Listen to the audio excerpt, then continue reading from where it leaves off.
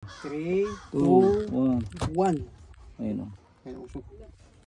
Yo, what's up mga babayan? Ito si Papa Bay kasama si Baby Loves. Bumili si Papa Bay ng electric smoker para sa mackerel.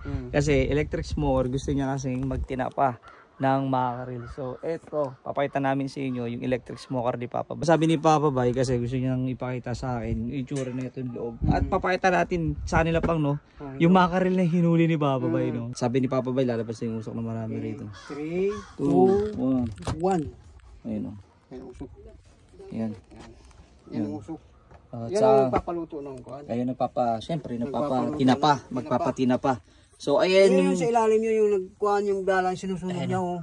ano sinusunog daw niya. Tinutulak niya yan pang no. Oo, tinutulak niya. Siya machine lang magtutulak. Tapos dito, Diyan nalalaglag. Oo, diyan nalalaglag yung. Ayun yung kahoy. Comment down below kung magiging masarap ba talaga o okay na okay ba to pang tinapa etong electric smoker na to. Pero tingin ko masarap to eh. Kasi in-steam ni Papa to no pang. Steam muna, nilinisin ng galimbituka, hasang. So comment down below mga kababayan kung para sa inyo tama ba o sakto tong machine na to. Kung pwede ba to pang tinapa ng mackerel. Sa next vlog na lang, comment down below. Stay safe and God bless. God first.